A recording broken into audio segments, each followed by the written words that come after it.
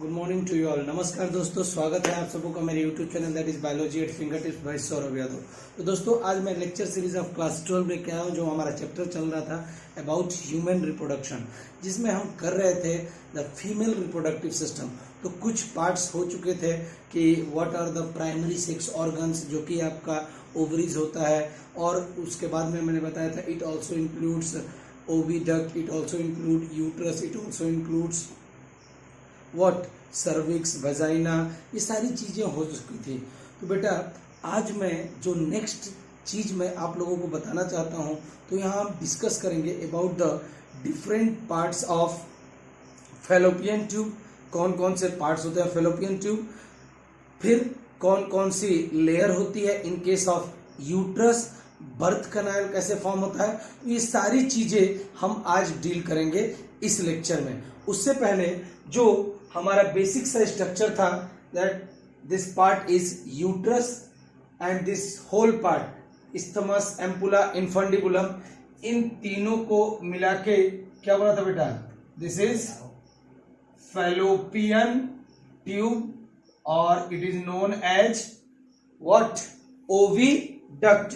तो ये सारी बातें हो चुकी थी। अब जो बेसिकली हमको बातें करनी थी, देखिए ओवरी की बातें हो चुकी थी कि it is attach to the various ligament, broad ligament, फिर उसके बाद सस्पेंसरी लिगामेंट, जो हमने बहुत सारे लिगामेंट्स भी पढ़े थे। तो ये जो ओवरीज होती है बेटा जी, अ पेयर, यानी कि दो हैं, एक राइट ओवरी और एक क्या होगी, left ovary, below the abdomen, यानी एब्डोमिनल के जस्ट नीचे ही होती है आपके, क्या किस कैविटी में, एब्डोमिनल कैविटी में ही प्रेजेंट रहेगी। इसकी लेंथ भी दे रखी है एनसीईआरटी में, 2 से 4 सेंटीमीटर इसकी लेंथ होती है। बेसिकली जो इसका शेप होता है एलमोंड, एलमोंड का मतलब होता है जो दाना होता है, बेसिकली अगर देखोगे मूंगफली का दाना के आसपास का इसका शेप होगा, तो ये उसी की शेप की होती है। अब दोस्तों, जब हम आगे बढ़ेंगे तो हम पढ़ेंगे अबाउट द मेंस्ट्रुअल साइकिल। जब कभी भी कोई लड़की नियर अबाउट 13 और 14 ईयर्स, यानी कि प्यूबर्टी के आसपास में होती है, तो उसके बॉडी के अंदर में एक साइकिल स्टार्ट होती है। That cyclic changes that is repeated after 21 days, हर महीने, हर 28 दिन बाद में वो साइकिल चलती रहती है। That is called as the menstrual cycle. ठीक है, तो ये जो मेंस्ट्रुअल साइकिल होती है, उसके मिड यानी कि 14वें दिन एग रिलीज होता है। यानी हर ओवरी, ध्यान रखिएगा, each ovary at the mid of the menstrual cycle releases 1 egg. तो ये ओवरी जो होगी, ये रिलीज करती है एक एग को हर मंथ के mid of the menstrual cycle के आसपास में, 14वें और 15वें दिन में। तो the process of release of egg from the ovaries is called as ovulation. और किस दिन हो रहा है बेटा जी, 14वें दिन हो रहा है। अब देखिए होता क्या है, जो आपको ये पार्ट, ये फिंगर लाइक प्रोजेक्शन दिख रहा है, इसको हम लोग बोलते हैं बेटा फिम्ब्रेई। सुनिएगा, ये जो फिम्ब्रेई है बेटा, ऑलमोस्ट हमेशा शांत रहती है, लेकिन जब mid of the cycle, suppose कर लो ये फिम्ब्रेई है, एकदम शांत है। कब तक, जब तक बेटा जी ओव्यूलेशन नहीं हुआ। जैसे ही उसे मालूम चलेगा ओव्यूलेशन होने वाला है, तो क्या करेगी बेटा, ये ओवरी है, यहाँ पे ये क्या स्टार्ट कर देगी, मूवमेंट स्टार्ट कर देती है, ताकि ओवरी तुम मुझे क्या दो, अंडा।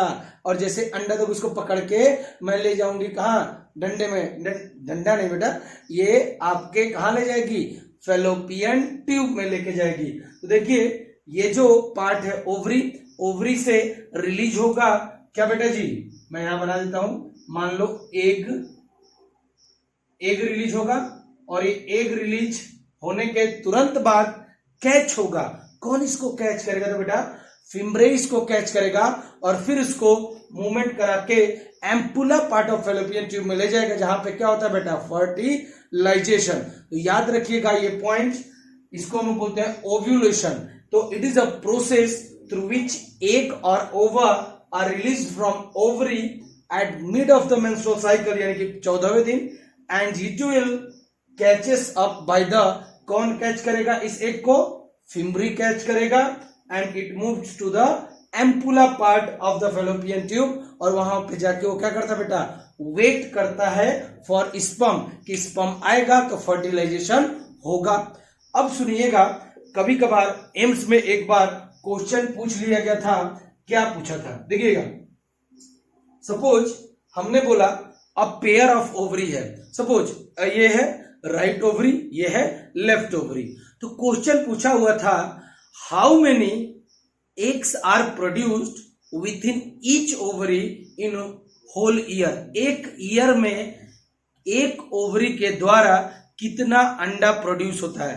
तो ध्यान दीजिएगा बेटा जी, सुनिएगा, बहुत ही लाइटली सुनिएगा, कोई वो नहीं है, लेकिन बहुत ही इंपॉर्टेंट है इस बात को। सुनिएगा कैसे बेटा, ये अगर मान लीजिए पहली बार किसी महिला का या किसी लड़की का मेंस्ट्रुअल साइकिल आया है और उसकी लेफ्ट ओवरी ने अंडा रिलीज किया है, ध्यान रखिए, मैं जनवरी मान लेता हूं कि जनवरी महीने में उसका मेंस्ट्रुअल साइकिल है, तो जनवरी महीने में अगर ये जो लेफ्ट ओवरी है उसने एग रिलीज किया है, तो जो नेक्स्ट एग होगा वो लेफ्ट वाली नहीं करेगी। फरवरी मंथ में जो एग रिलीज होगा वो राइट ओवरी से होगी। तो हुआ क्या बेटा, एक बार राइट, एक बार left, right left, right left, right left, यानी बेटा जी होगा क्या, एक बार अंडा राइट ओवरी से निकलेगा, नेक्स्ट बार अंडा किस ओवरी से निकलेगा, किस ओवरी से, राइट से निकला एक बार लेफ्ट से निकलेगा, फिर राइट, फिर लेफ्ट, फिर राइट, फिर लेफ्ट। तो देखिएगा पूरे महीने में, सुनिएगा, 1 ईयर में कितना मंथ होता है बेटा जी, 1 ईयर में होगा 12 मंथ्स। क्या होगा बेटा जी, 12 मंथ्स। और हर महीने में एक एग रिलीज होता है, तो पूरे ईयर में कितना एग रिलीज होगा, 12 एग आर, 12 एग्स आर ओवा आर रिलीज, 12 एग या ओवा रिलीज होगा from both the ovaries, from both the ovaries. तो दोनों ओवरीज से, ध्यान रखिएगा, दोनों ओवरीज से पूरे साल भर में 12 अंडे रिलीज होते हैं।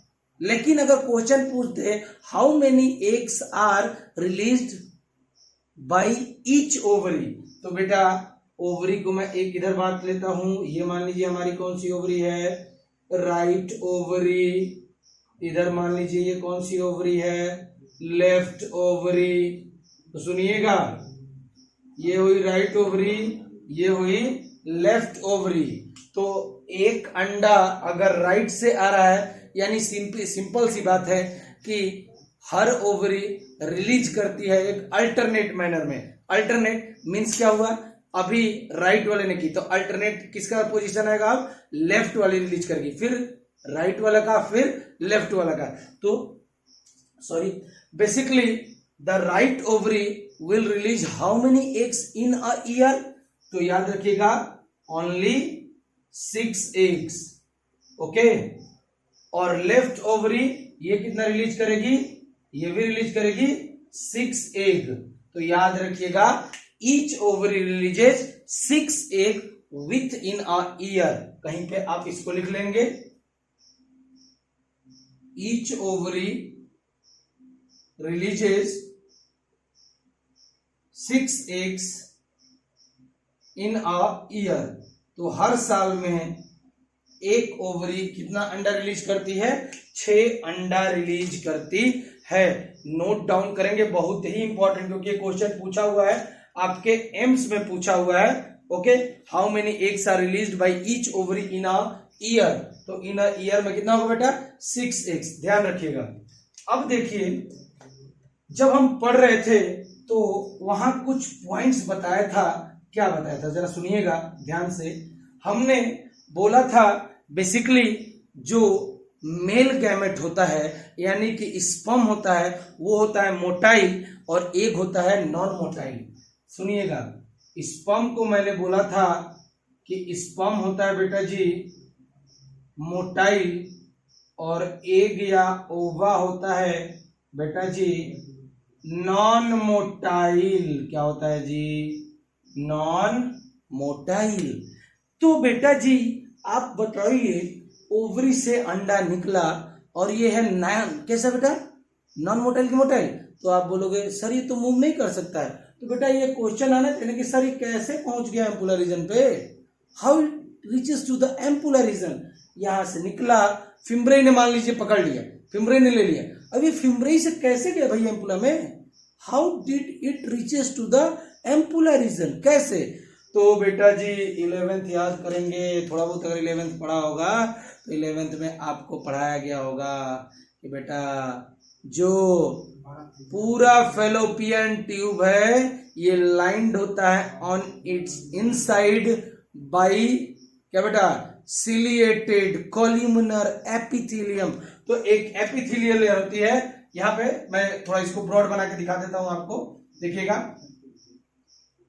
थोड़ा इसको थोड़ा सा बड़ा बना दिया, देखिए, तो कुछ इस तरह की यहाँ पे सेल होती है जिसको हम लोग बोलते हैं, और ये कॉल्यूमिनर सेल्स होती हैं, और इनमें छोटे छोटे ये दिखे, ये छोटे छोटे दिख रहे हैं, ये इसको हम लोग बोलते हैं बेटा जी, एक मिनट, इसको हम लोग बोलते हैं सीलिया, क्या होता है बेटा, सीलिया, तो जो पूरा फेलोपियन ट्यूब है वो लाइंड होता है इसके द्वारा, ciliated columnar epithelium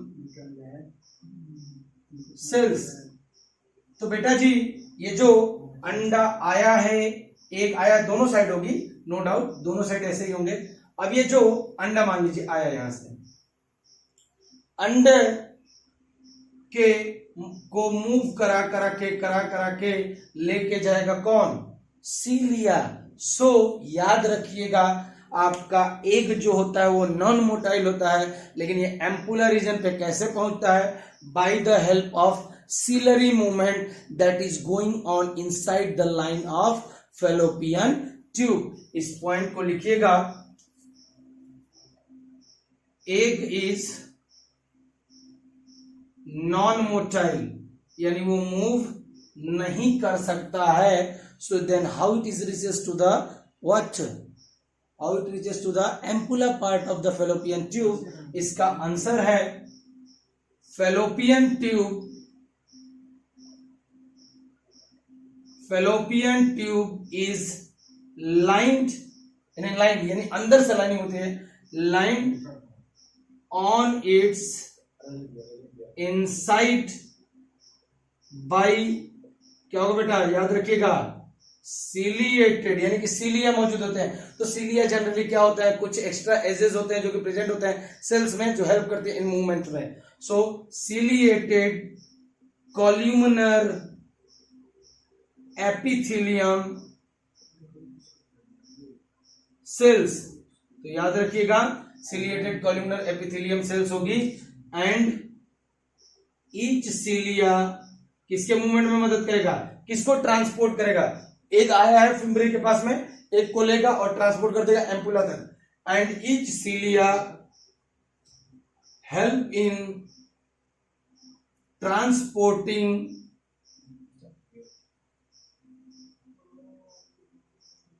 the eggs from fimbriae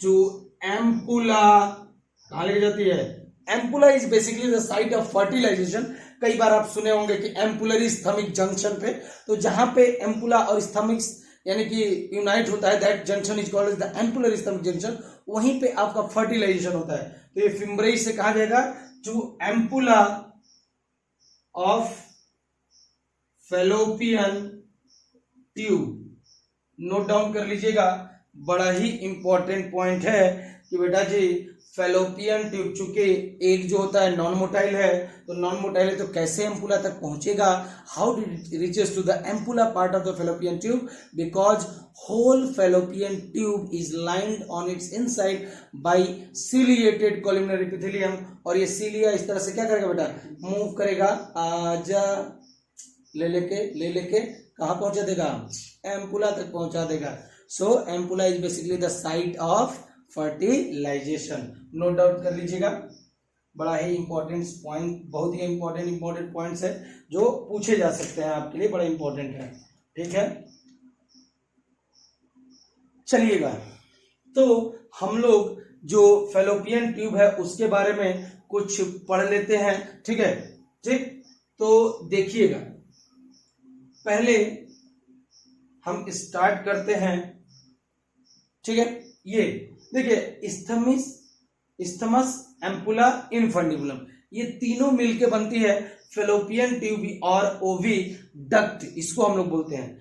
जब आप ध्यान से देखोगे, when you will keenly observe this, तब एब्जॉर्ब नहीं करना बेटा, ऑब्जॉर्व करना है। देखिएगा, जब आप देखेंगे इसको ध्यान से, तो यहाँ पे ओवरी है, ओवरी के पास में लगा हुआ है फिमरी, और ये जो पार्ट है फेलोपियन ट्यूब का, कौन सा पार्ट ओवरी के एकदम नजदीक है? ये। तो आप कहोगे sir, infundibulum is the part of ovary that is near to the, किसके पास है भैया? किसके पास? एग, और जहां से एग रिलीज हो रहा है दैट इज द ओवरी।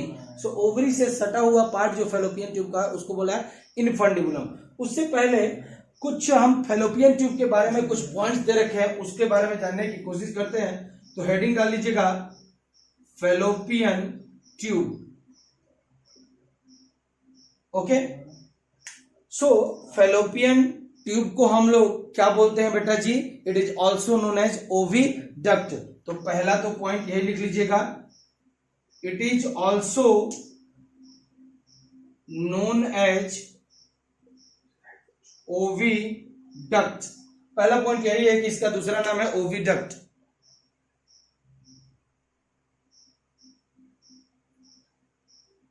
दूसरा भैया, फेलोपियन ट्यूब पेयर्ड स्ट्रक्चर है या अनपेयर्ड? तो लिख लीजिएगा, फेलोपियन ट्यूब कितना है? देखिए, एक इधर भी है और एक इधर भी है, तो इट इज पेयर्ड स्ट्रक्चर। यानी नंबर में कितने हैं भैया? कितने होंगे? तो याद रखिएगा, 2 होंगे। सो फेलोपियन ट्यूब एक पेयर्ड स्ट्रक्चर है।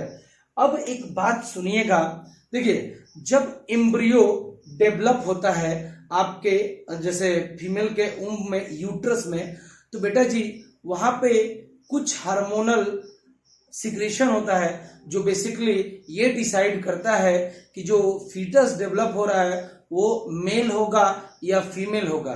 तो देखिए, अगर बात करेंगे, जब फीमेल फीटस डेवलप हो रहा होगा, तो बेसिकली वहां पे एक म्यूलेरियन डक्ट आती है, और ये म्यूलेरियन डक्ट ही वो डक्ट है जो डिफरेंशिएट करके fallopian tube, cervix, upper part of the cervix, vagina और सिंपल यूट्रस, इन सब के फॉर्मेशन में मदद करती है। कौन सी डक्ट?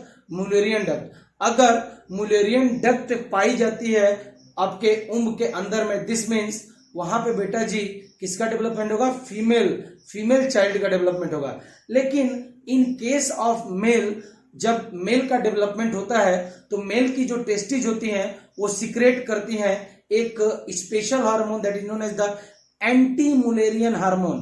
तो एंटी मुलेरियन हार्मोन जब टेस्टिस से सिक्रेट होता है, तो फीमेल का जो पार्ट है वो डेवलप नहीं होगा। नाम में ही छुपा हुआ है एंटी। तो जब टेस्टिस, देखिए, जब बच्चा जो होगा, जो फीटस होगा, अगर वो मेल है तो उसमें टेस्टिज होगा, और टेस्टिज क्या सिक्रेट करेगी?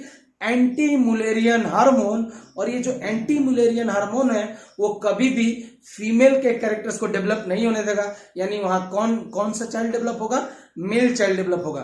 तो याद रखिएगा, फीमेल चाइल्ड डेवलप होगा by the help of the Mullerian duct. तो फेलोपियन ट्यूब भी ओरिजिनेट हुआ है कहां से बेटा? From the Mullerian duct. ये बड़ा इंपॉर्टेंट है, पूछा हुआ है एम्स में, इसको लिख लीजिएगा।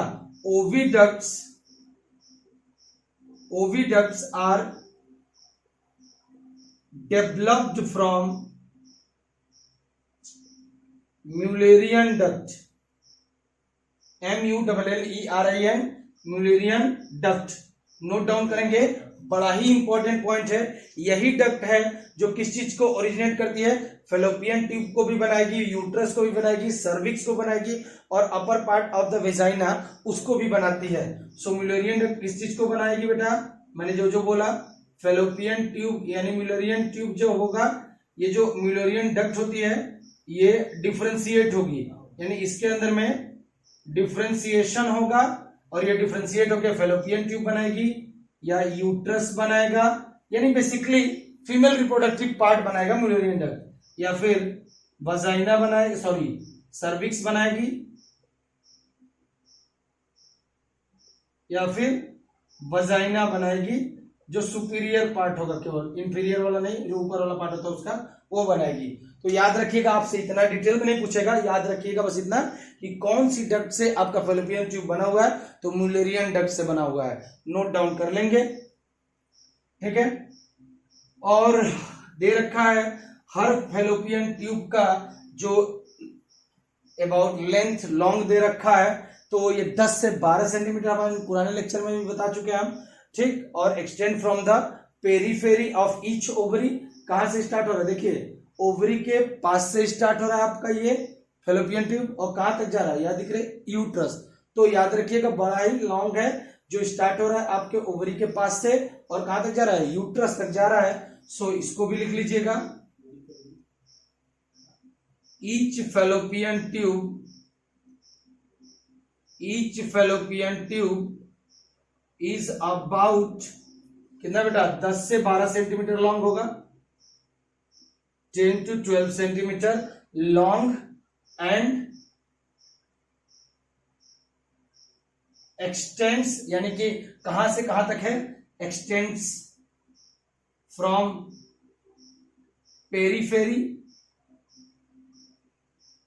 पेरीफेरी ऑफ ईच ओवरी, यानी हर ओवरी, इधर भी होगा उधर भी होगा, तो peripheral part of the ovary of each ovary to कहां तक फैला हुआ है बेटा जी, यूटेरस तक, टू यूटेरस। नोट डाउन कर लीजिएगा, ये वाला पॉइंट है। अब एक एक करके हम देखते हैं।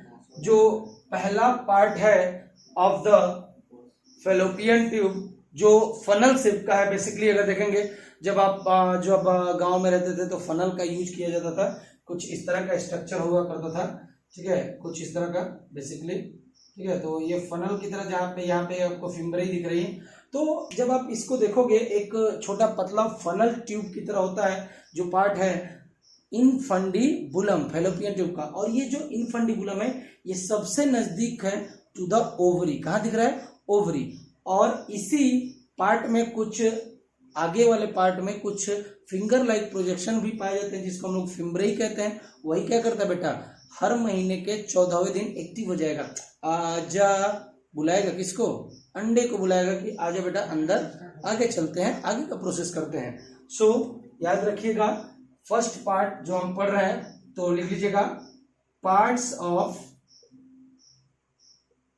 Fallopian tube. कौन कौन से पार्ट्स हैं, एक है इनफंडिबुलम, दूसरा दैट इज एम्पुला, और तीसरा जो बहुत ही इंपॉर्टेंट है दैट इज इस्थमस। सो तीसरा that will be the isthmus. So note down कर लेंगे, these are the parts of what, these are the parts of fallopian tube. एक एक को करके पढ़ लेते हैं। पहला हम पढ़ते हैं दैट इज इनफंडिबुलम, ठीक है। तो इनफंडिबुलम का जैसे मैंने बोला, part of ovary which is closer to the part of oviduct, not ovary, part of the oviduct which is closer to the ovary, उसको हम लोग बोलेंगे। और ये फनल शेप्ड का होता है, ध्यान रखिएगा, इसी को बोलते हैं इनफंडिबुलम। तो लिखिएगा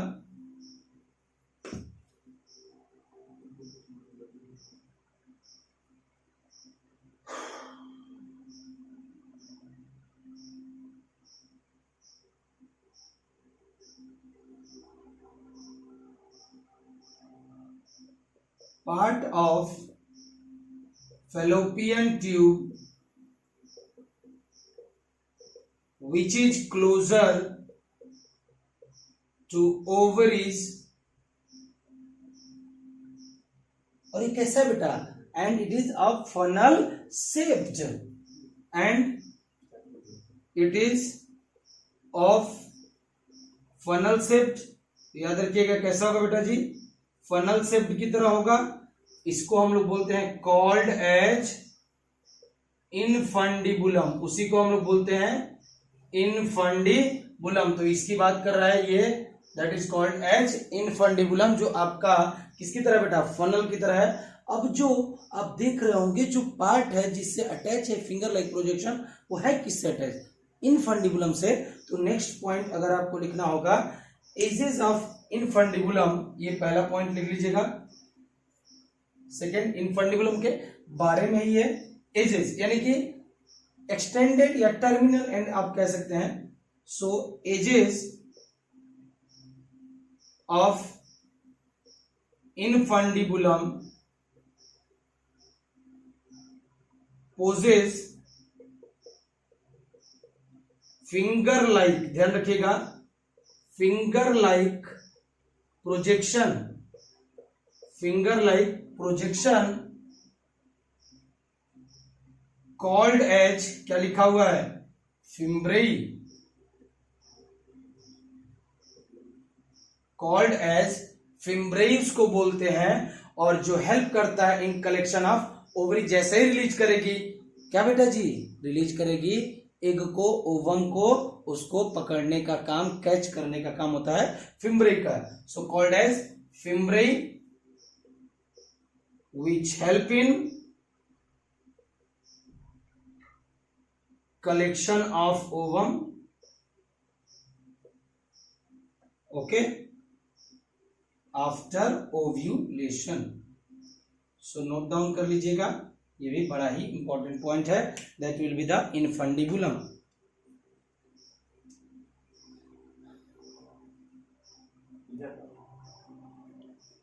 चलिए, अब जो सेकेंड पार्ट है, जो बल्ज्ड पार्ट आपको दिख रहा है, किसका बेटा? जस्ट इनफंडिबुलम के बाद में, that part is called as ampulla.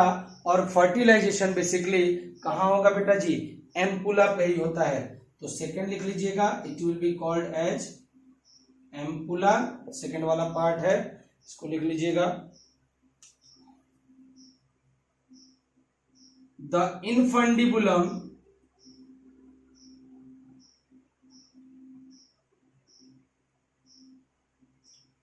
Leeds, यानी आगे बढ़ता है, वाइडर, सबसे बड़ा, देख रहे हो सबसे मोटा सा कौन है? एम्पुला ही है। So the infundibulum leads to a wider, यानी बड़ा होगा, wider part of fallopian tube और oviduct, wider part of oviduct called as, उसको हम लोग क्या बोलते हैं बेटा?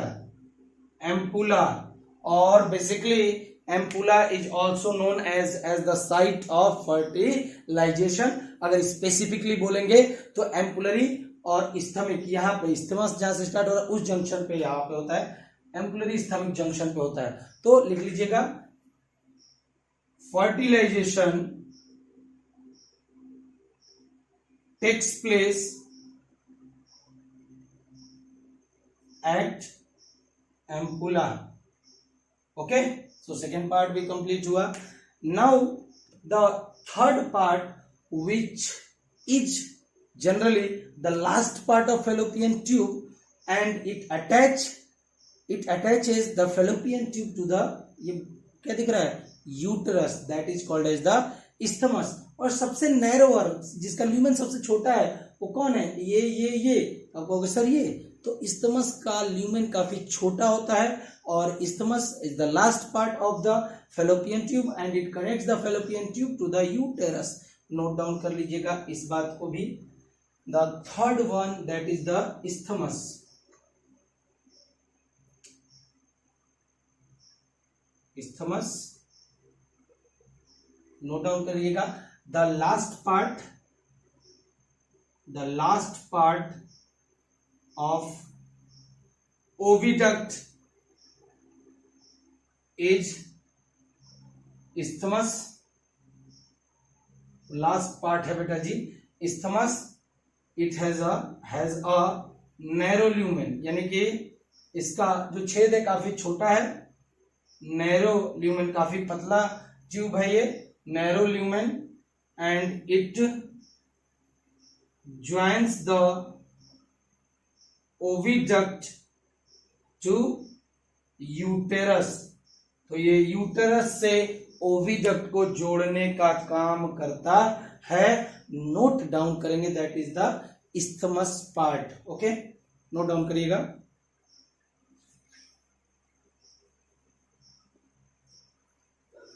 तो देखा हमने कि बेटा सबसे जो पार्ट क्लोजर था ओवरी के उसको बोला इनफंडिबुलम, एक्सटेंडेड पार्ट में फिम्ब्रेई है जो कैच करता है, पहुंचाता है, और चूंकि एग नॉन मोटाइल होता है तो यहाँ पे कौन सी है बेटा, सिलिएटेड कॉल्यूमिनर एपिथेलियम सेल्स है, वो मूव कर करके कहां तक लेके जाएंगी, आपके एम्पुला में। Ampulla is the wider section और वहीं पे फर्टिलाइजेशन होगा, और जो सबसे लास्ट में दिख रहा है that will be the isthmus, और ये कनेक्ट करता है ओविडक्ट को टू द यूटेरस। नाउ एक नोट जो है आप लोगों को बताना है, सुनिएगा। जब हमने पढ़ा था कि जो फीमेल रिप्रोडक्टिव सिस्टम है वो कंसिस्ट करता है, जरा मेरे साथ रिवाइज करिएगा, पेयर में ओवरी है या सिंगल है, 1 और 1 कितने बेटा 2, तो अ pair of ovaries, a pair of oviduct, uterus, cervix, vagina, external genitalia. देखो जो भी पार्ट जो होता है ना जो दिखता है दैट अगर बात करें रिप्रोडक्टिव सिस्टम में जो पार्ट विजिबल है that part is basically called as external part. So हमारे अंदर में फीमेल अगर बात करें मेल की बात करें तो वहां पेनिस था, ठीक है। उसी तरह से फीमेल में भी कुछ पार्ट्स होते हैं, that is the male female external genitalia, male में मेल एक्सटर्नल जेनिटलिया। सुनिएगा यहाँ पे बात क्या है कि जब आप पढ़ोगे तो एनसीईआरटी इतना लिखने के बाद में कुछ और भी मेंशन करती है that the female reproductive system के अंदर में a pair of mammary glands are also present. कहती है कि एक पेयर में मेमोरी ग्लैंड्स भी मौजूद होती है, और ये मेमोरी ग्लैंड्स बेसिकली हेल्प करती है या सपोर्ट करती है ओव्यूलेशन को या फिर बर्थ को या चाइल्ड केयर को। यानी बेसिकली अगर बच्चा पैदा होता है तो दूध माँ का पीता है, स्तन से ही पीता है। यानी आप अगर बात करेंगे तो मेमोरी ग्लैंड्स का बहुत ही ज्यादा इंपॉर्टेंस है जो मदद करता है ओव्यूलेशन में, फर्टिलाइजेशन में, प्रेगनेंसी में, बर्थ और चाइल्ड केयर में। सो इसको भी आप लिख लीजिएगा नोट डाल के।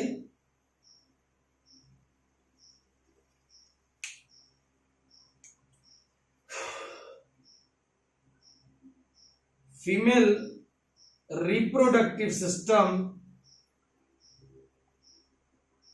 यानी इसके अंदर में आगे सारे आपका क्या हो जाएगा बेटा, ओवरीज, आपका आ जाएगा वजाइना, आपका आ जाएगा ओविडक्ट, आपका आ जाएगा सर्विक्स, आपका आ जाएगा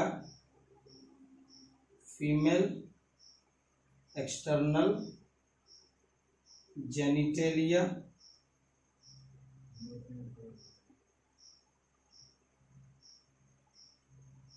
ओवरीज हो गया, वजाइना हो गया, सर्विक्स हो गया, फीमेल एक्सटर्नल जेनिटेलिया हो गया, ओविडक्ट हो गया। तो फीमेल रिप्रोडक्टिव सिस्टम में ये सारी चीजें हो गई हैं। अलोंग विथ इसके साथ साथ में क्या क्या चीजें होती हैं, सो लिखिएगा इसको जरा। मैं देखिए फीमेल रिप्रोडक्टिव सिस्टम में ओवरीज है, वजाइना है, ओविडक्ट है, सर्विक्स है, फीमेल एक्सटर्नल जेनिटेलिया है, ठीक है। इसके अलावा अलोंग विथ, तो थोड़ा इसको मैं डिलीट कर देता हूं ताकि मुझे स्पेस मिले, ठीक है। along with the female reproductive system, along with a pair of mammary glands, यानी कि कौन सी ग्लैंड होगी बेटा, मेमोरी ग्लैंड्स। और ग्लैंड्स बेसिकली कुछ ना कुछ क्या करती हैं बेटा, सीक्रेट करती हैं। So a pair of mammary glands are found, a pair of memory glands are integrated structurally and functionally, integrated structurally and functionally, तो ये भी पाई जाती है। इसका हम बेसिकली स्ट्रक्चर भी देखेंगे, क्या क्या सीक्रेट होता है, कौन कौन सी सेल्स होती हैं, इसको हम डिटेल में करेंगे मेमोरी ग्लैंड्स को। So mammary glands are integrated structurally and functionally to support, किस किस चीज को ये सपोर्ट करता है। पहला तो होगा support the process of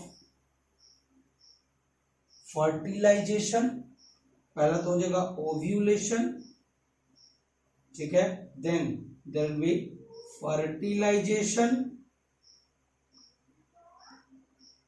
then there will be what, pregnancy, then आगे क्या होगा, चाइल्ड बर्थ यानी बर्थ, और लास्ट में चाइल्ड केयर। तो चाइल्ड यानी कि बच्चे का ख्याल भी रखने में मदद करती है आपका ये मेमोरी ग्लैंड्स। तो नोट डाउन कर लीजिएगा कि female reproductive system along with a pair of mammary glands, जो कि इंटीग्रेटेड स्ट्रक्चरली एंड फंक्शनली होती हैं, किस चीज के लिए, तो सपोर्ट करने के लिए the process of ovulation, fertilization, pregnancy, birth and child care. So ये दे रखा है आपके जस्ट पेज नंबर में 44 पे ये लाइन दे रखी है, कंसीडर करिए।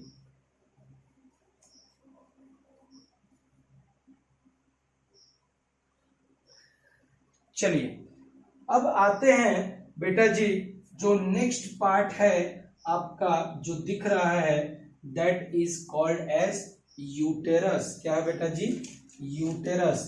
तो जब आप यूटेरस को देखेंगे, ठीक है, तो बेसिकली पहले कुछ चीजें जान लीजिए यूटेरस के बारे में। यूटेरस को हम कॉमनली उम्ब भी कहते हैं। देखो फिल्मों में कहते थे ना लड़कियां, या जनरली क्या होता है, मैं तुम्हारे बच्चे की माँ बनने वाली हूँ, या ऐसे डायलॉग सुना होगा ना कि मेरे पेट में तुम्हारा बच्चा पल रहा है। बेटा पेट वेट में कुछ नहीं पलता है, पहले तो ये सुन लो। पेट जो होता है वो स्टमक होता है, और बेटा जहाँ बच्चा एक्चुअली में पलता है वो होता है उम्ब। उम्ब मतलब होता है गर्भ, मेरे गर्भ में तुम्हारा बच्चा पल रहा है। ये सही है, ये स्टेटमेंट सही है। तो इन पागल लड़कियों को समझाएं जो बॉलीवुड की हीरोइनें हैं, बेटा पेट में बच्चा नहीं पलता है, कहाँ पलता है, गर्भ में पलता है। सो ये जो यूट्रस है इसको हम लोग क्या कहते हैं बेटा, उम्ब। पहला तो यही पॉइंट है। तो हम पढ़ेंगे अबाउट यूट्रस को डिटेल में। Okay, so it is also, तो यूट्रस डबल है सिंगल है, देखा होगा क्या होगा बेटा, सिंगल है। सो यूटेरस इज सिंगल यानी कि एक ही है, and it is also called as, इसको हम लोग बोलते हैं बेटा जी उम्ब। क्या बोलते हैं, उम्ब। या एक और टर्म कभी कभार आई थिंक एक बार एम्स में पूछा हुआ है, हिस्टेरा। देखो ये टर्म नहीं पूछा था, उसने पूछा था कि जब सर्जिकल रिमूवल करेंगे अबाउट द, क्या बेटा जी, इस यूट्रस को भी सर्जरी करके निकाल दिया जाता है, तो surgical removal of uterus is known as hysterectomy. क्या बोलते हैं, हिस्टेरेक्टोमी। सो लिख लीजिएगा, यूट्रस एक सिंगल होता है, यानी ये डबल नहीं या पेयर में नहीं है, सिंगल है, सिंगुलर स्ट्रक्चर है, और it is also known as the womb और हिस्टेरा। नोट डाउन कर लीजिएगा, आपके लिए बड़ा ही इंपॉर्टेंट है। अब जब आप स्ट्रक्चर देखोगे तो सेकेंड लाइन जो होगी वो एनसीईआरटी बोलती है कि बेटा जी हो ना हो इसका स्ट्रक्चर जो है इन्वर्टेड पियर की तरह है। नाशपाती देखी है, देखिए अगर आप देखोगे नाशपाती को तो कुछ इस तरह का स्ट्रक्चर होता है, कुछ इस तरह का, ठीक है। तो ये लिनियर है। अब इसको उल्टा कर दो, देखिए, तो जब आप इसको इस तरह से उल्टा कुछ कर दोगे, कुछ इस तरह से स्ट्रक्चर आएगा, दैट इज द इन्वर्टेड पियर। तो कुछ आप स्ट्रक्चर अगर आप देख पा रहे हो, कुछ इसी तरह से स्ट्रक्चर इसका भी तो आ रहा है कि नहीं आ रहा है। तो याद रखिएगा यूट्रस जो होगा वो किस तरह से होता है बेटा, इन्वर्टेड पियर, यानी कि उल्टी नाशपाती, उल्टी नहीं, ये वाले नहीं, उल्टी, यानी कि नाशपाती को क्या कर दिया, उल्टा कर दो, तो इसको हम लोग बोलते हैं इन्वर्टेड पियर शेप। तो इसको भी आप लिख लीजिएगा, second point, that is the important point. Uterus is just like inverted pear, यानी कि उल्टी नाशपाती की तरह ये दिखता है। नोट डाउन कर लीजिएगा। अब जब आपको याद होगा, जब आपने मेरे साथ पढ़ा होगा, तो मैंने बोला था कि बेटा जी ओवरी यहाँ पे तैरती हुई नहीं होगी, बहुत सारे लिगामेंटस स्ट्रक्चर होते हैं, that will be the broad ligament, फिर हमने पढ़ा था सस्पेंसरी लिगामेंट, फिर हमने पढ़ा था ओवेरियन लिगामेंट, यानी बहुत सारे लिगामेंट ओवरी को पकड़ के रखते हैं। टू द पेल्विक वॉल से कोई अटैच कर रहा था, अगर आपको याद होगा सस्पेंसरी लिगामेंट जो अटैच कर रहा था ओवरी को टू द पेल्विक वॉल। उसी तरह से बहुत सारे लिगामेंट्स होते हैं जो इस यूट्रस को, इसके सारे चार साइड में क्या होगा, ये यूट्रस है, इसके सारे साइड में यहाँ भी ऊपर भी बेसिकली होगा क्या बेटा जी, जो आपके पेल्विक वॉल से इस यूट्रस को जोड़ने का काम करेगा, that will be the ligamentous structure, जो इस यूट्रस को भी जोड़ता है पेल्विक वॉल से। तो कुछ देखिए, आपसे ज्यादा नहीं पूछने वाला है, 2-3 याद रख लीजिएगा। उसमें एक ब्रॉड लिगामेंट भी है, आपका राउंड लिगामेंट भी है, और प्यूबो सर्वाइकल लिगामेंट हो जाएगा, ट्रांस लिगामेंट होता है, और आपका यूट्रोसैक्रल लिगामेंट होता है। तो आप इतना ध्यान रखिएगा, एनसीईआरटी में जो दे रखा है इतना डिटेल में नहीं पूछेगा कि ये जो यूट्रस होता है इसको एक जगह एक प्लेस में रखने का काम करता है। कुछ लिगामेंटस स्ट्रक्चर होता है जो कनेक्टिव टिश्यू में आते हैं, जिसको एक जगह पे स्थिर करके रखने में मदद करते हैं। तो ये बेसिकली जुड़ा होगा by the help of various ligaments. तो उसको लिख लेते हैं, uterus is supported by ligaments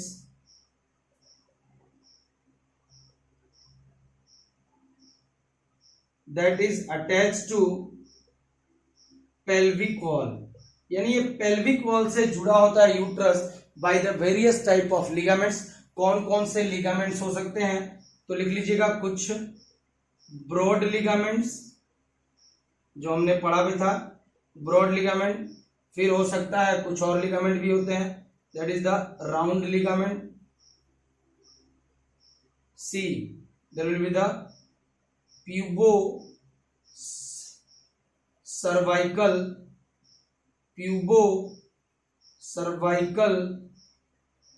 ligament,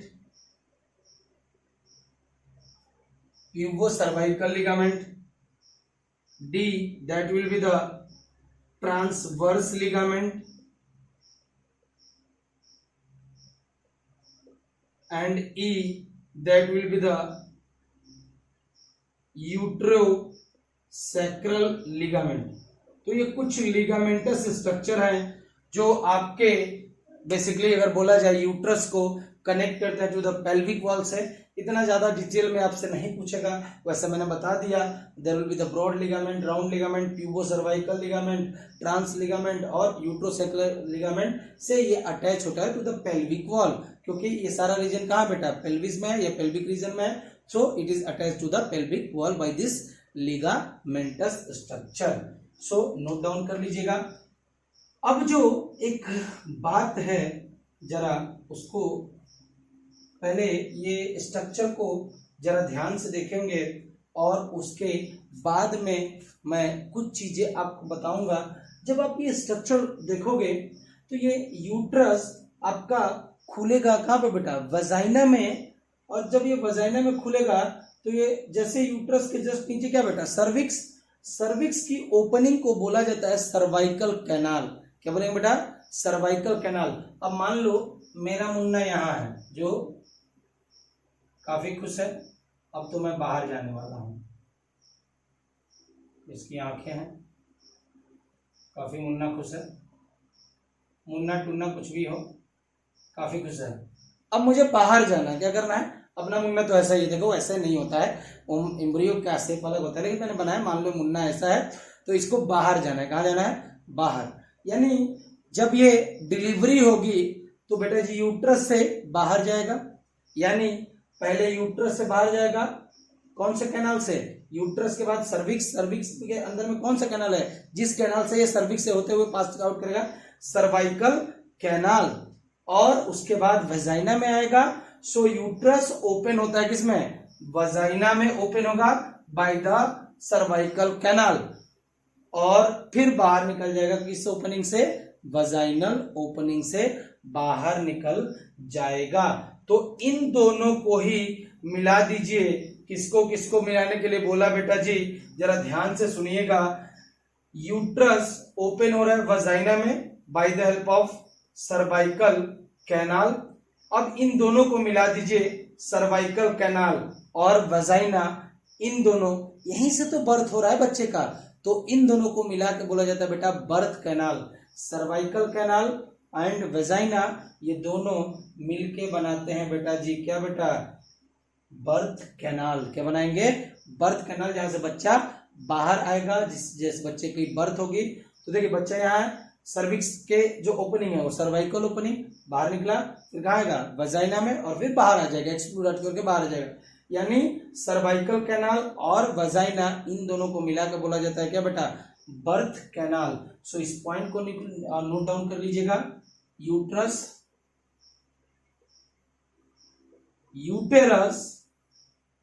opens into vagina, ये यूट्रस वजाइना में खुलेगा, किस कैनाल के द्वारा, सर्विक्स के अंदर में कुछ canal like structure, that is the cervical canal. So uterus open into vagina through narrow cervix के द्वारा, and the cavity of cervix, जो कैविटी है, जो अंदर वाला हिस्सा है, that is called as the cervical canal. The cavity of cervix called as cervical cavity और कैनाल, सर्वाइकल कैनाल, इसको हम लोग बेटा जी बोलते हैं सर्वाइकल कैनाल। जो ये कैविटी है उसको हम लोग बेसिकली बोलते हैं सर्वाइकल कैनाल, और सर्वाइकल कैविटी भी समटाइम्स कभी किसी की बुक में देखेंगे। सो याद रखिएगा, जो कैविटी है उसको बोला सर्वाइकल कैनाल, और इसको मिला दीजिए cervical canal along with vagina. Cervical canal और वजाइना ये दोनों मिलके क्या बनाते हैं बेटा, forms birth canal. Note down कर लीजिएगा। सो सर्वाइकल कैनाल और आपका वजाइना ये दोनों मिलके बनाते हैं बर्थ कैनाल, जहां से बच्चे का क्या होगा बेटा, बर्थ। इसको नोट डाउन करिएगा।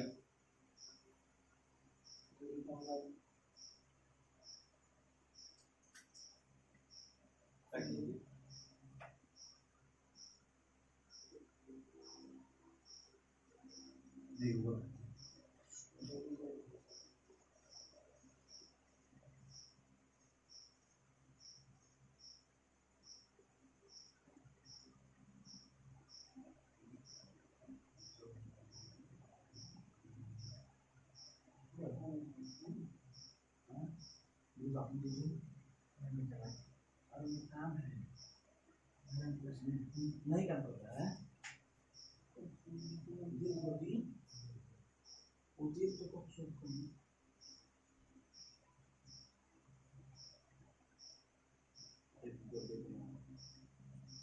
साइन कर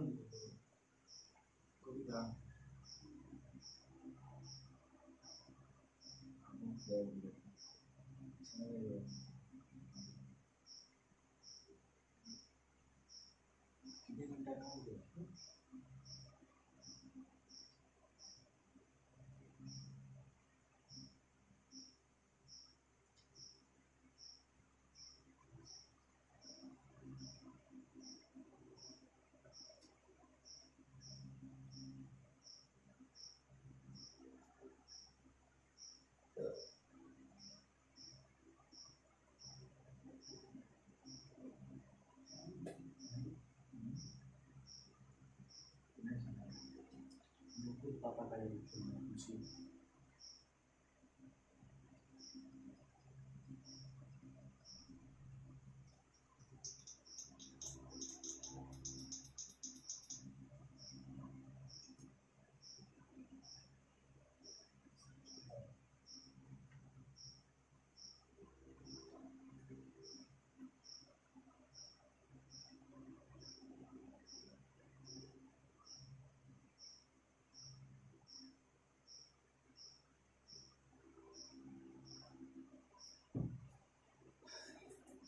सो याद कर लीजिएगा कि सर्वाइकल कैनाल और वजाइना यहीं से आपके बेबी का बर्थ होगा, तो इसीलिए इसको बोलते हैं बर्थ कैनाल। नोट डाउन कर लीजिएगा यहां पे कहीं पे, सर्वाइकल कैनाल प्लस वजाइना, ये दोनों मिलके बनाते हैं कौन सा कैनाल बेटा? Birth canal. क्या बनाएंगे? बर्थ कैनाल, जहां से बच्चे का जन्म होगा। ठीक है, नोट डाउन कर लीजिएगा, cervical canal plus vagina it will form the birth canal. अब जब आप देखेंगे यूटरस को तो आपको यहां से नहीं देखेगी, जो यूटरस की वॉल होती है वो बेसिकली 3 लेयर से बनी होती है।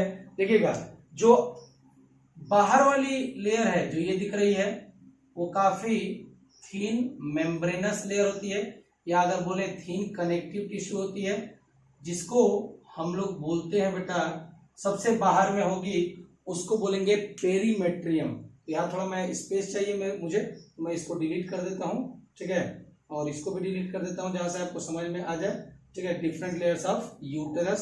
सो हेडिंग डाल लीजिएगा, डिफरेंट लेयर्स ऑफ यूटेरस। तो सुनिएगा, पहला जो सबसे बाहर में जो लेयर है जो कि थिन ही बोलेंगे, सो एक्सटर्नल जो है थिन लेयर होती है जो कनेक्टिव टिश्यू से बनी होती है, मेम्ब्रेनस स्ट्रक्चर होता है, उसको हम लोग बोलते हैं बेटा जी क्या? पेरीमेट्रियम। सो सबसे बाहर वाली लेयर होगी उसको हम लोग बोलते हैं पेरीमेट्रियम। ध्यान रखिएगा, क्या बोलेंगे उसको? पेरीमेट्रियम। और ये बेसिकली थिन होती है, कनेक्टिव टिश्यू से बनी होती है, यानी बेसिकली ब्लड सप्लाई और ये सारी चीजें यहाँ पे होंगी। ओके, सो याद रखिएगा, जो सबसे बाहर में है उसको हम लोग बोलते हैं thin connective tissue, that is known as what बेटा? पेरीमेट्रियम। सो नोट डाउन करिएगा, सबसे बाहर में that is called as perimetrium. Okay, the external, सबसे बाहर एक्सटर्नल थिन मेम्ब्रेनस स्ट्रक्चर, जो थिन मेम्ब्रेनस स्ट्रक्चर, मेम्ब्रेनस का मतलब ही बेसिकली अगर देखोगे it is made up of connective tissue, उसको हम लोग बोलते हैं बेटा जी, क्या बोलेंगे? सबसे बाहर वाले को पेरीमेट्रियम। क्या बोलेंगे बेटा जी? पेरीमेट्रियम। ओके जी। नाउ जो इसके नीचे आओगे तो यहाँ पे, where is my red colour, देखते हैं, यहाँ पे काफी थिक मोटी जो होगी चारों तरफ, ये जो दिख रहा होगा आपको, काफी मोटी लेयर होती है, थिक लेयर होगी चारों तरफ सराउंड करते हुए। ये जो मोटी और थिक लेयर होगी इसको बोलते हैं बेटा जी, जो आपके बीच में होगी, सबसे बाहर में पेरीमेट्रियम, बीच में मायोमेट्रियम। मायोमेट्रियम, ध्यान रखिएगा, जो बीच में होगी, मिडिल में होगी, उसको हमने बोला बेटा मायोमेट्रियम। अब एक सवाल उठता है, देखिए ये जनरली जो यूट्रस है ये हमारा एक विसरल ऑर्गन है, इंटरनल ऑर्गन्स है। और जब आप इंटरनल ऑर्गन्स के अंदर में मसल पढ़ते हो या विसरल ऑर्गन्स के मसल पढ़ते हो तो उन मसल्स को बोला जाता है स्मूथ बोलोगे या स्केलेटल मसल बोलोगे। क्या यूट्रस को हिला सकते हो क्या आपने? या फीमेल जनरली अगर इमेजिन करें वो क्या यूट्रस को जब कंट्रोल ये कर दो वो कर, नो, वो यूट्रस के जो वॉल लेयर्स हैं उसको कंट्रोल नहीं कर सकती हैं, यानी यूट्रस के जो सेकेंड लेयर है that will be the middle layer, that is called as the myometrium. This myometrium is made up of smooth muscle, यानी कि ये कौन सी होगी बेटा? स्मूथ मसल से बनी होगी। तो याद रखिएगा, बीच वाली काफी थिक है, जो किस चीज से बनी होगी? स्मूथ मसल से। सो सेकेंड लिख लीजिएगा, middle thick layer of smooth muscle, जो किस चीज से बनी होगी? स्मूथ मसल से बनी होगी, जिसको हम लोग बोलते हैं बेटा मायोमेट्रियम। मायोमेट्रियम। अब सुनिएगा, जब डिलीवरी होने वाली होती है या पार्टुरेशन ऑफ बेबी जिसको हम लोग बोलते हैं होने वाला होता है, तो बेटा जी उस समय एक हार्मोन रिलीज होता है। जब हम पढ़ेंगे हाइपोथेटिकल, जो हाइपोथैलेमस से हार्मोन आते हैं that is called as the hypothalamus, जो होगा जब बेसिकली पिट्यूटरी से निकलेगा ऑक्सीटोसिन, हाइपोथैलेमस मैसेज देगा किसको, पिट्यूटरी को, पिट्यूटरी रिलीज करती है hormone that is called oxytocin. जो बेटा ये ऑक्सीटोसिन बेसिकली करता क्या है, ये कंट्रैक्शन को बढ़ा देता है। कहां पे कंट्रैक्शन को बढ़ा, बहुत तेजी से कंट्रैक्ट, दर्द होना स्टार्ट हो जाता है at the time of birth of baby, उस समय से पहले बहुत तेजी से कंट्रैक्शन होने। तो ये कंट्रैक्शन होता कहाँ है, तो ये बेटा होता है मायोमेट्रियम मसल में। किसमें होगी, मायोमेट्रियम लेयर ऑफ यूट्रस में कंट्रैक्शन बहुत तेजी से होता है at the time of delivery of baby. Okay, अब जो तीसरी लेयर है that is called as inner glandular layer, यानी कि वो कुछ ना कुछ क्या करेगी बेटा, कुछ देखेंगे हम क्या सिक्रेट करती है, बहुत सारी चीजों को सिक्रेट करती है। जो इनर लेयर होगी जिसके अंदर में वो चेंज होती रहती है, यानी इस तरह से दिखा देते हैं, थर्ड लेयर जो है वो हमेशा चेंज होती रहती है। यानी अगर आप देखोगे जब हम पढ़ेंगे मेंस्ट्रुअल साइकिल, तो मेंस्ट्रुअल साइकिल में बहुत सारी फेजेस आएंगी, follicular phase, luteal phase, menstrual phase. तो ये बेसिकली जो चेंजेस होते हैं ये यूट्रस की लाइनिंग में ही होते हैं। और यूट्रस की किस लाइनिंग में होंगे, तो जो सबसे अंदर वाली लेयर है that is called as endometrium. क्या है बेटा जी, एंडोमेट्रियम सबसे अंदर में होगी और ये नेचर में होगी ग्लैंडुलर। क्या होगी बेटा जी, ग्लैंडुलर। बहुत सारी चीजों को सिगरेट कर देगी, देखेंगे हम बाद में इन सारी चीजों को। बस ये याद रखिएगा कि थर्ड जो है जो सबसे अंदर में है that is the inner glandular structure that is called as endometrium. So याद रखिएगा। और जो भी साइक्लिक चेंजेस होते हैं वो, यानी मेंस्ट्रुअल साइकिल के अंदर में, तो एमसी के अंदर में, मेंस्ट्रुअल साइकिल के अंदर में जो साइक्लिक चेंजेस होते हैं इसकी वजह से जो इसका स्ट्रक्चर भी होता है बेटा वो क्या होता है, थर्ड लेयर का, वो भी चेंज होता रहता है। सो नोट डाउन करेंगे द थर्ड लेयर। सो इनको जरा मैं मिटा दूं और यहां मैं लिख देता हूं इसके ऊपर थर्ड, यहां लिख लीजिएगा third layer that will be the inner layer, inner glandular layer. यानी ग्लैंडुलर का मतलब क्या होगी, बहुत सारी चीजों को सिक्रेट करेगी। Inner glandular layer called as endometrium. तो सबसे अंदर जो होगी वो होगी बेटा एंड्रोमेट्रियम। क्या होगी, एंडोमेट्रियम। सबसे बाहर में पेरीमेट्रियम जो कि थिक कनेक्टिव टिश्यू से बना होगा। उसके बाद जो अंदर में होगा उसको हम लोगों ने बोल दिया, बीच में जो होगा मायोमेट्रियम, जो सबसे अंदर में होगा उसको हमने बोल दिया एंडोमेट्रियम। याद रखिएगा। तो भैया जो सबसे बाहर में है वो थीन है that is called as the perimetrium, जो बीच में है that will be called the thick है that will made up of smooth muscle जिसको हम लोग बोलते हैं मायोमेट्रियम।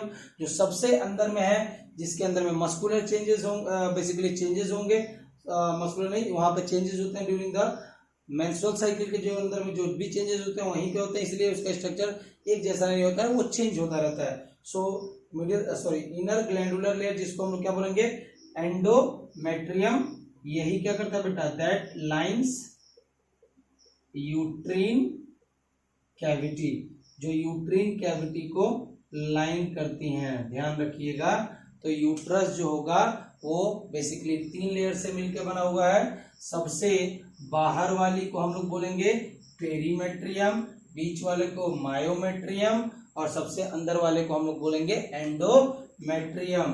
तो यूट्रस की बात करेगा, एक्सटर्नल टू इंटरनल लिख देता हूं, या सबसे बाहर से सबसे अंदर में, तो आउटर, मिडल और ये इनर।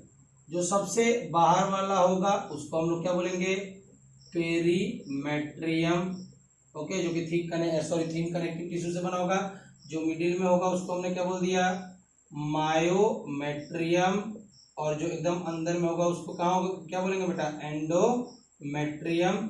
मैंने बोला जो मायोमेट्रियम है वो स्मूथ मसल से बना होता है, और जब कंट्रेक्शन होता है पार्चुलेशन के समय में, डिलीवरी या बेबी के समय में, वो इन्हीं मसल्स में होता है। और जब साइक्लिक चेंजेस यानी कि मेंस्ट्रुअल साइकिल में चेंजेस होंगे वो किस में मसल में किस लेयर में होंगे, बेसिकली एंडोमेट्रियम में हो रहे होंगे। क्या होंगे, एंडोमेट्रियम।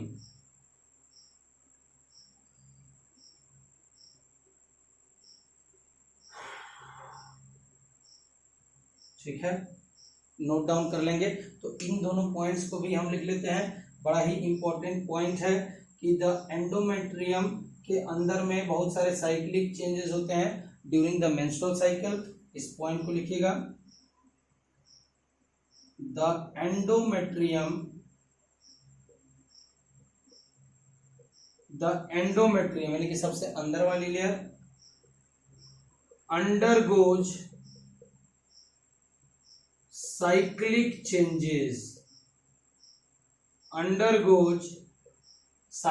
चेंजेस उसमें होते हैं ड्यूरिंग मेंस्ट्रुअल साइकिल। तो मेंस्ट्रुअल साइकिल के समय में चेंजेस बेसिकली किस लेयर में होंगे, एंडोमेट्रियम सबसे अंदर वाली लेयर में होगी, और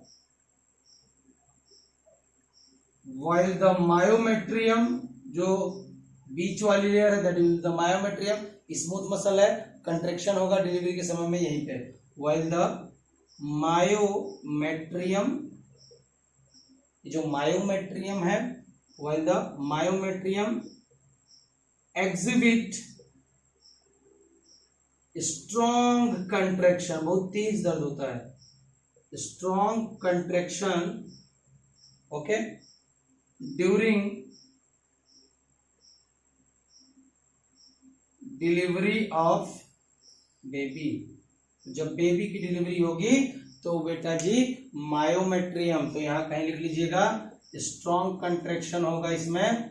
कब बेटा जी, strong contraction at delivery of baby. So delivery of baby होगी तो स्ट्रॉन्ग कंट्रैक्शन होता है आपके मायोमेट्रियम में, और साइक्लिक चेंजेस होगा एंडोमेट्रियम में। सो दोस्तों ये एक आसान सा लेक्चर था जिसमें आपको ईच एंड एवरीथिंग क्लियरली मैंने समझाने की कोशिश की है। अगर आपको ये वीडियो अच्छा लगा हुआ हो, सो एक पॉइंट रह गया दैट वेजाइना बाहर में ओपन होता है by the help of opening, that is known as the vaginal opening. Video अच्छा लगा हो तो काइंडली लाइक करें, सब्सक्राइब करें मेरे चैनल को। Thank you all.